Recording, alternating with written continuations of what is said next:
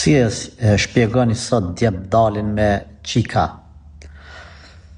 Bëjna moralitet me to edhe thojnë nuk po përshtatemi, dhe më thonë edhe ndahen hala pa u feju, pa u martu thjesht, dalin poshtë e nalt, me këqyra po përshtatën ata.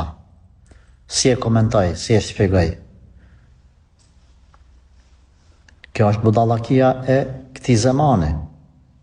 Pastaj, pse mos me bata djem ashtu kur gjojnë vajza budallica?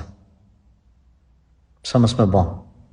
Hajde, po, me ty kam u feju, me ty kam martu, ta shojmë apo për qysh jo, kur s'lan ty, me ty s'ka, ti e vajza ma mira në botë. Esh deri ta qojët e motel filane, edhe masani na di qka s'po përshtatëm. Hoxha, mos i kanë bo djalit se shumë bre më ka dashtaj, se qka për 1 minut në rëj djali, normal që i kanë ru. Hoxha, qa mi bo masani? Jo mi fryj dy që, ja. A i s'do të fryj, a i do dajak.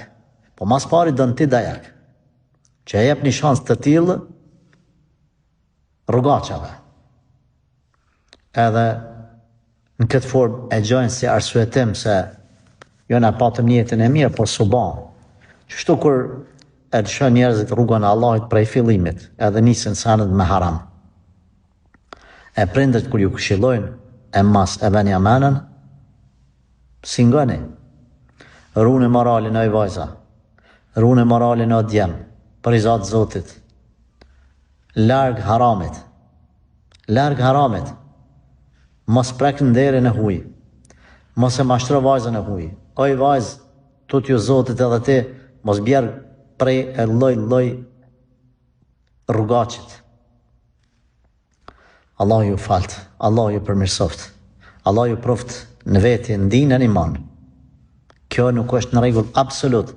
Pa marrë parasysh çfarë jeti keni, çfarë fjalë fol djali ose çika të mira dhe ta marrë mend e qeni sinqert, këto gjëra nuk bëhen. Allah i kalon të sakta të qarta këto mesele. Kush i të i kalon, i vun pasojat në dunja dhe në ahiret.